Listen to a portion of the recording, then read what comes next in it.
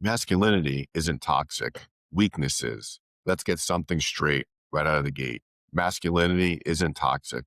Weakness is. And the fact that those two things keep getting confused is exactly why so many men feel lost, frustrated, broke, resentful, or stuck, pretending they don't care. Because somewhere along the line, strength got rebranded as a problem. Confidence became ego, standards became control, leadership became intimidation, and accountability became toxic somehow, which is hilarious because the people calling masculinity toxic usually aren't strong enough to handle it.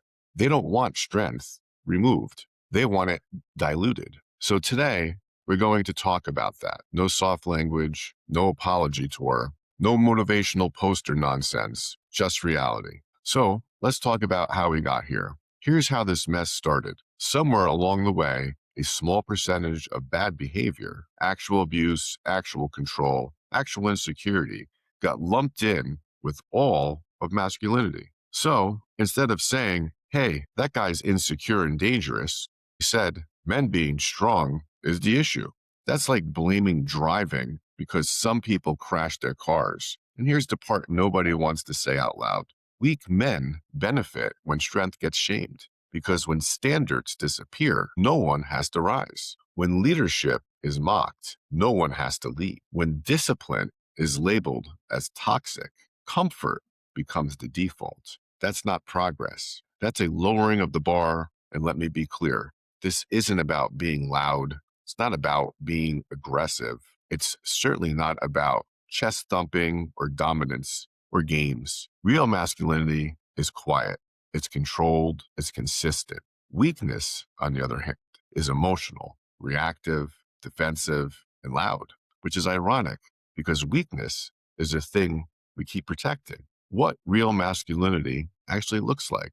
Let's define this properly. Real masculinity looks like doing what needs to be done, even when no one's watching, having standards and actually enforcing them without yelling, without explaining, and without begging.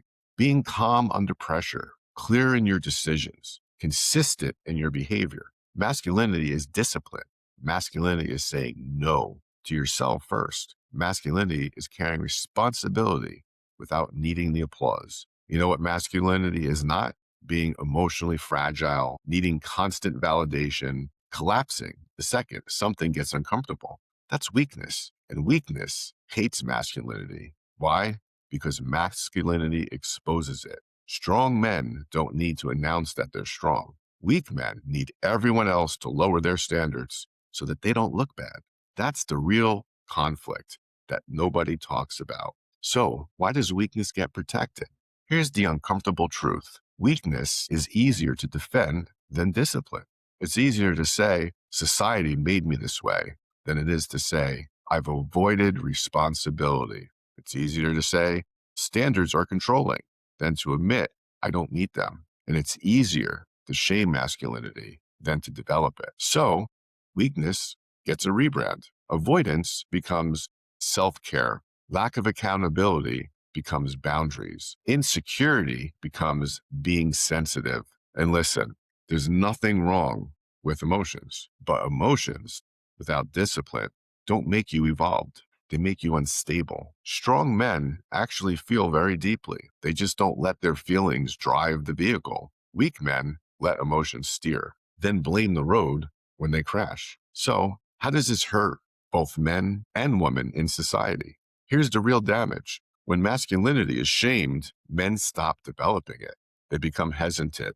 They second guess themselves. They apologize simply for existing. And then everyone wonders, why is leadership disappearing? Women don't want weak men.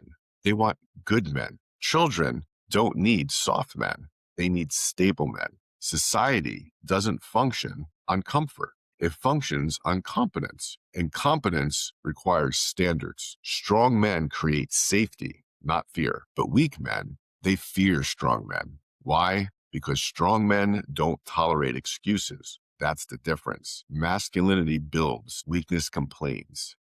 So let's talk about the bold and better standard. Here's the bold and better truth. Masculinity isn't about domination.